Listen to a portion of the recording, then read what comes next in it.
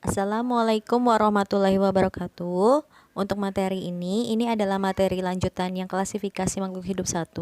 Materi ini akan menjelaskan masing-masing ciri-ciri kingdom pada makhluk hidup. Untuk domain atau dunia eukarya adalah makhluk hidup yang memiliki membran inti sel. Untuk kali ini akan menjelaskan eukarya terlebih dahulu ya. Nah, untuk klasifikasi domain eukarya terdiri dari animalia, plantae, fungi, dan protista. Nah, kita jelaskan dulu ciri-ciri atau karakteristik pada dunia eukarya. Nah, domain eukarya itu terdiri dari makhluk hidup yang multiseluler atau yang tersusun dari banyak sel di dalam tubuhnya. Yang kedua adalah bersifat eukariotik, yaitu memiliki membran inti sel di dalam selnya. Kemudian memperoleh makanan secara heterotrof, tidak bisa membuat makanan sendiri.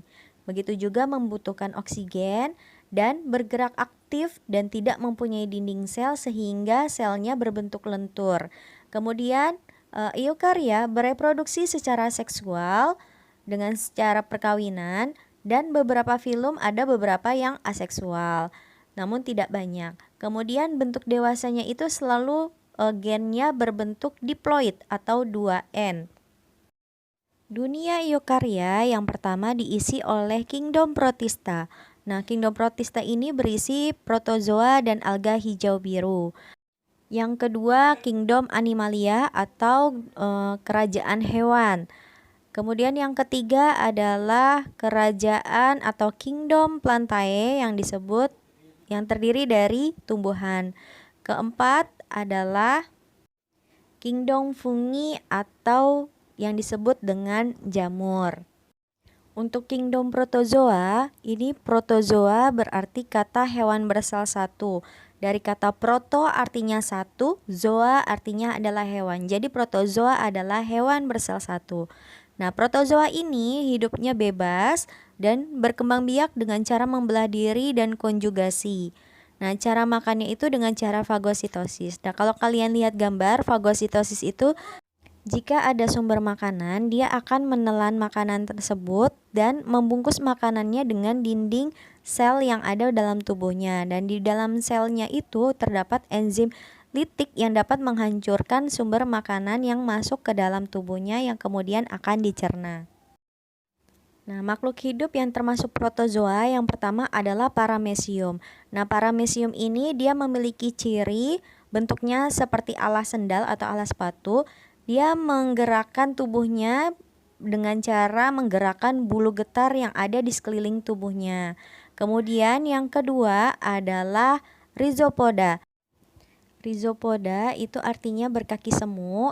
Hewannya disebut adalah amuba. Ya, amuba ini dia bergerak dengan menggunakan kaki semunya. Kemudian yang ketiga adalah Euglena. Euglena memiliki ciri dengan cara menggerakkan tubuhnya dengan menggerakkan bulu cambuk yang ada di belakang tubuhnya. Jadi seperti ekor untuk menggerakkan tubuhnya. Yang keempat adalah sporozoa. Nah, hewan protozoa ini berbentuk seperti spora, maka dinamakan sporozoa.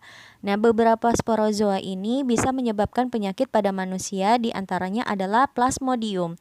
Nah, Plasmodium ini adalah salah satu sporozoa yang bisa menyebabkan penyakit malaria pada manusia. Nah, Plasmodium ini dia bisa tinggal di dalam perut nyamuk sehingga penularannya itu dapat melalui gigitan nyamuk, sehingga ketika mengisapkan darahnya pada manusia, Plasmodium itu keluar dari perut nyamuk masuk ke dalam pembuluh darah manusia. Anggota protista selanjutnya adalah alga hijau biru. Nah, ini adalah Chlorococcus yang tinggal di dasar kolam atau bebatuan yang basah. Nah, ini alga hijau biru hanya bisa dilihat menggunakan mikroskop. Ya, jika kalian melihatnya secara langsung, maka itu bukan alga hijau biru tetapi lumut. Nah, yang kedua adalah Gleocapsa. Ini adalah termasuk alga hijau biru yang warnanya hijau biru ya, maka dikatakan alga hijau biru. Kemudian ada Oscillatoria. Oscillatoria ini adalah alga yang berbentuk lembaran. Kemudian ada juga Nostoc. Nah, Nostoc ini dia alga yang berwarna hijau agak pekat Ya, biasanya kalau kolam berwarna hijau ini di kandungan pada airnya adalah nostoc kemungkinan. Nah, kemudian selanjutnya ada juga anabaena. Nah, anabaena ini tersusun dari sel yang berbentuk bola dan hidupnya di tempat lembab atau bebatuan yang basah. Untuk anggota domain Eukarya selanjutnya adalah filum yang diisi oleh Animalia. Nah, untuk Animalia di sini kategori Avertebrata untuk hewan yang tidak bertulang belakang diisi oleh filum Porifera, Coelentrata, Vermes, Vermes itu cacing, Arthropoda, Mollusca, dan Echinodermata. Nah, ini masing-masing filum akan dijelaskan lebih spesifik lagi untuk ketingkatan takson yang lebih rendah atau yang lebih kecil. Untuk filum vertebrata ini diisi oleh kelas Pisces, Amphibia, Reptilia, Aves, dan Mamalia. Nah, nanti kita akan lihat ciri yang ada pada masing-masing takson ya.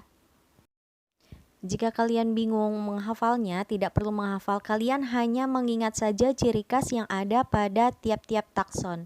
Ya, misalnya yang pertama adalah filum Porifera. Pori dari kata asalnya lubang atau berpori, maka porifera itu adalah hewan yang berpori. Tubuhnya terdiri dari pori-pori atau berlubang-lubang ya. Nah, dia multiseluler, terdiri dari sel banyak dan hidupnya itu di air laut. Nah, di bagian rangka luar itu ada spekula yang mengandung zat kapur. Nah, biasanya porifera ini hewannya bisa digunakan sebagai alat gosok. Nah, perkembangannya secara generatif yaitu seksual. Nah, kalau kalian nonton SpongeBob, nah porifera ini adalah contohnya adalah SpongeBob-nya. Nah, SpongeBob itu adalah spons ya. Nah, kalian lihat gambarnya. Yang termasuk hewan porifera adalah Spongia sp. Nah, ini macamnya sangat banyak. Di antara SpongeBob itu, SpongeBob adalah jenis hewan laut yang termasuk ke dalam filum porifera. Kalian lihat tubuhnya berpori-pori dan biasanya digunakan sebagai alat gosok atau alat mandi ya, yang disebut dengan spons. Filum yang kedua adalah Coelentrata. Nah, Coelentrata dari kata coelum yang artinya rongga, kemudian enteron artinya perut, maka filum Coelentrata adalah hewan yang memiliki perut berongga. Nah, hidupnya itu di air dan memiliki tentakel untuk menangkap mangsa dan memegang makanannya. Nah, bentuk tubuhnya itu bentuknya biradial atau simetri radial dan mempunyai dua fase hidup yaitu polip dan medusa. Nah, kira-kira hewan apa yang memiliki tentakel? Hewan yang termasuk anggota Coelentrata adalah anemon laut.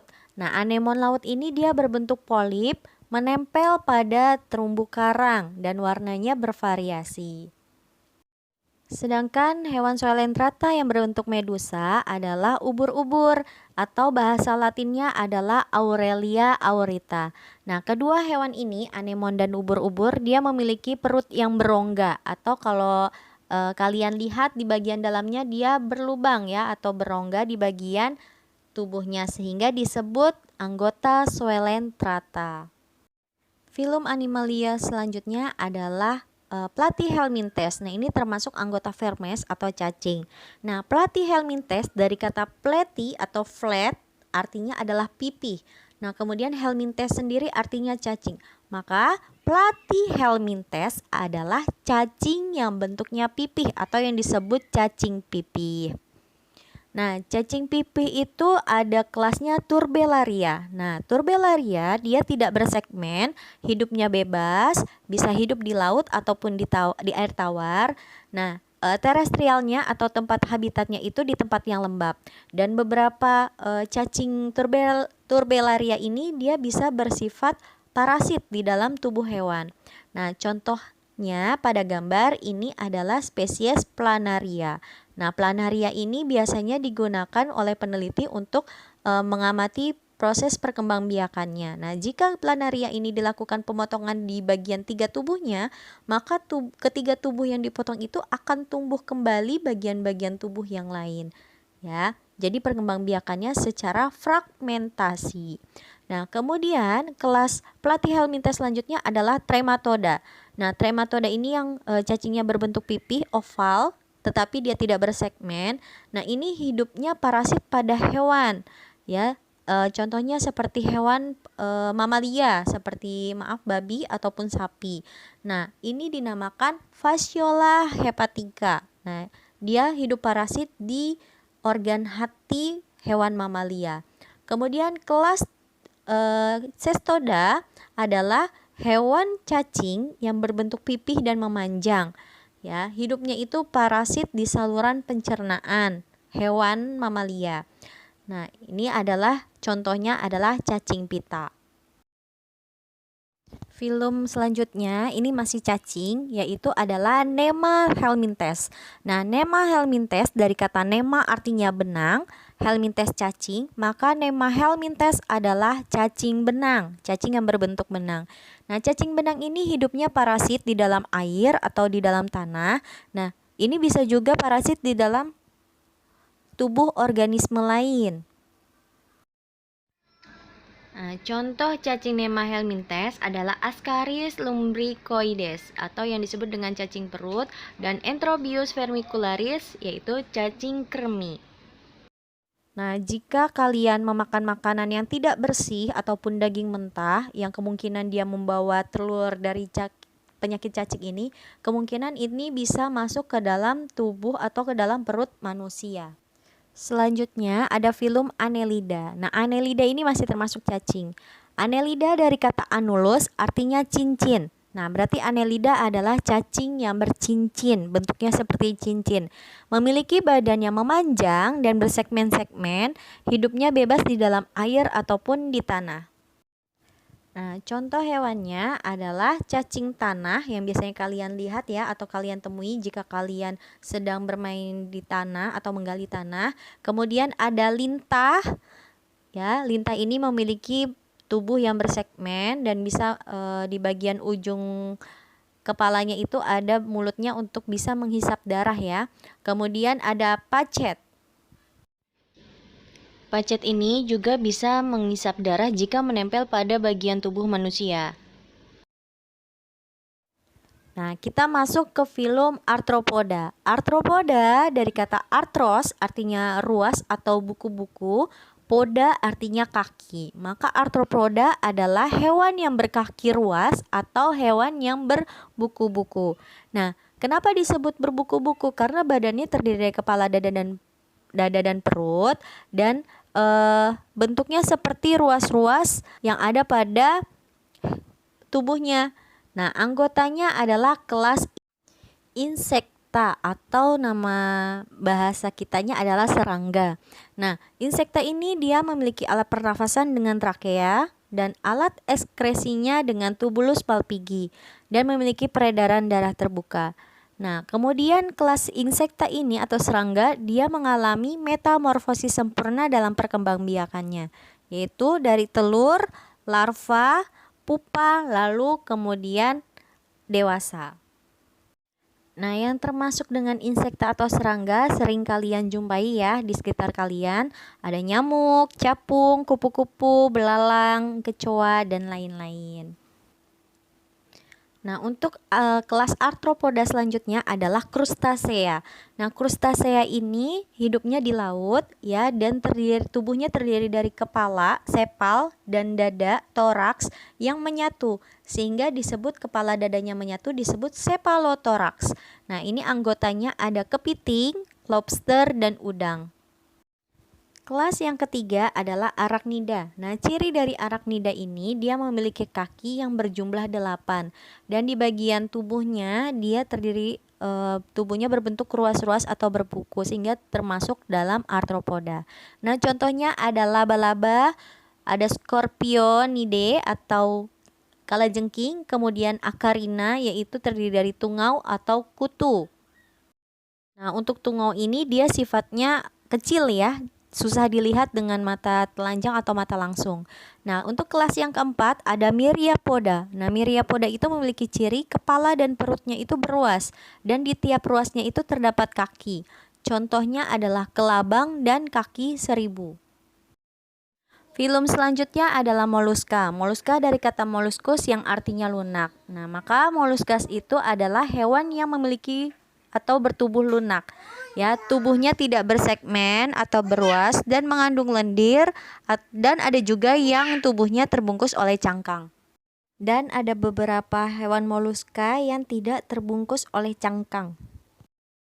Nah, anggota filum moluska yang pertama ada kelas Pelecypoda atau Bivalvia. Nah, disebut Pelecypoda karena pelesis dari kata kapak, podos artinya kaki, maka disebut hewan berkaki kapak atau pipih. Nah, bisa juga disebut dengan bivalvia, artinya dua, valve artinya kutub, yaitu hewan yang memiliki dua kutub atau dua cangkang. Contohnya adalah kerang atau tiram. Nah, dia hewannya ada di bagian dalam cangkang, bertubuh lunak dan ditutupi oleh cangkang. Untuk kelas selanjutnya, moluska ada kelasnya itu gastropoda. Gastropoda dari kata gastro artinya perut, poda artinya kaki, maka disebut hewan berkaki perut atau perutnya itu dijadikan kaki. Nah, ini dia memiliki cangkang juga sebagai rumahnya, yaitu adalah gastropoda yang biasanya hidup di laut, ya. Dan ada juga si Gary ya kalau di film SpongeBob, yaitu jenis siput atau bahasa latinnya adalah Achatina fulica. Nah, hewan ini dia menggerakkan tubuhnya dengan menggunakan kaki, maka disebut hewan berkaki perut. Ingat ya, gastropoda. Selanjutnya kelas yang ketiga adalah cephalopoda. Nah, kalian ingatnya cepal artinya kepala, poda artinya kaki. Maka cephalopoda adalah hewan yang kakinya berada di kepala. Nah, loh, apa tuh? Ini anggotanya adalah Squidward. Ya, Squidward adalah jenis gurita. Bahasa latinnya ada Octopus vulgaris dan anggotanya juga cumi-cumi, yaitu Loligo sp. Filum Animalia selanjutnya adalah Echinodermata. Echinodermata dari kata echino artinya landak, derma artinya kulit, maka Echinodermata adalah hewan yang berkulit landak atau disebut juga dengan hewan berkulit duri. Nah, alat geraknya ini dengan kaki ambulakral dan mengandung zat kapur. Nah, Echinodermata anggotanya terdiri dari 5 kelas, yaitu yang pertama adalah kelas Asteronoida. Nah, ini temannya Patrick ya. Aster artinya adalah bintang. Nah, maka Asteronoida adalah bintang laut ya, hidupnya di laut dan bentuknya seperti bintang. Nah, kelas yang kedua adalah Echinoidea. Nah, Echinoidea dari kata echino seperti landak, maka disebut landak laut. Nah, atau yang dikenal juga dengan bulu babi ya. Kelas yang ketiga adalah Holoturoidea. Nah, Holoturoidea ini terdiri dari hewan yang berbentuk seperti timun atau yang dikenal juga dengan hewan timun laut atau tripang ya. Nah, kemudian yang kelas keempat adalah Ophiuroidea atau yang disebut dengan bintang ular. Nah, ini bentuknya sama seperti bintang, tetapi di bagian lengannya itu dia bentuknya seperti ular, maka disebut bintang ular. Nah, kemudian yang kelima ada kelas Crinoidea atau disebut juga dengan lilia laut. Nah, lilia laut ini bentuk tubuhnya seperti kipas dan dia bergerak mengikuti arus ya, arah bentuk kipasannya, dan warnanya sangat beragam dan sangat cantik. Nah, tinggalnya habitatnya itu ada di dasar laut. Nah, itu adalah filum Animalia yang termasuk invertebrata atau hewan yang tidak bertulang belakang. Nah, selanjutnya ini akan pembahasan tentang vertebrata atau hewan yang memiliki tulang belakang. Anggotanya ada ikan, Pisces, amfibi, reptilia, aves, dan mamalia. Nah, anggota Pisces atau ikan ini hidup di air, bernafas dengan insang, dan memiliki sirip untuk berenang. Nah, berkembang biaknya dengan cara bertelur dan pembuahannya itu terjadi secara eksternal. Nah, ada dua jenis ikan, yaitu berdasarkan dari tulang yang menyusun tubuhnya. Yang pertama adalah Chondrichthyes. Nah, Chondrichthyes ini terdiri dari hewan yang bertulang rawan. Contohnya ada ikan hiu, Carcharinus sp, bahasa latinnya, dan ikan pari, Dasyatis sp. Nah, kemudian ikan jenis kedua adalah Osteichthyes. Nah, Osteichthyes ini dia hewannya terdiri dari hewan bertulang keras. Contohnya ikan nila, bahasa latinnya adalah Oreochromis niloticus, dan ikan mas Cyprinus carpio. Sebenarnya jenis ikan masih banyak ya, dan ini hanya contoh beberapa perwakilan dari contoh hewan yang bertulang rawan dan hewan yang bertulang keras. Animalia selanjutnya yang bertulang belakang adalah amfibi. Nah, amfibi ini hidup di dua alam, bisa di darat dan di air, bernafas dengan insang pada saat berudu, dan pada saat dewasa dia bernafas dengan menggunakan kulit dan paru-paru. Nah, berkembang biaknya dengan cara bertelur dan pembuahannya di luar tubuh atau eksternal. Contoh hewan amfibi adalah kodok, katak, dan salamander. Nah, kodok ini berfamili Buffonidae, dan kemudian katak berfamili Rhacoporidae, dan ada juga familinya adalah Ranidae. Ingat ya, kodok dan katak itu berbeda. Kalau kodok itu biasanya bertubuh gemuk dan tubuhnya itu agak kasar, sedangkan kalau katak itu dia tubuhnya lebih ramping dan mulus di bagian tubuhnya. Nah, kemudian salamander. Nah, salamander ini termasuk amfibi karena dia hidup di dua alam. Nah, bentuknya ini hampir mirip seperti kadal. Nah, selanjutnya ada reptilia. Reptilia ini yang termasuk reptil adalah hewan-hewan yang melata. Contohnya ini termasuk dalam bangsa atau ordo Testudinata, terdiri dari kura-kura dan penyu. Ingat, kura-kura dan penyu itu berbeda ya. Kalau kura-kura, kalau kalian lihat di bagian lengannya atau di bagian kakinya itu ada jari-jarinya, sedangkan kalau penyu itu dia seperti dayung ya. Nah, kemudian ordo Squamata. Ordo Squamata ini terdiri dari bunglon, cicak, gecko-gecko atau artinya toke, kemudian ada kadal dan ada ular. Nah, kemudian untuk ordo Crocodilia ini anggota keluarga buaya.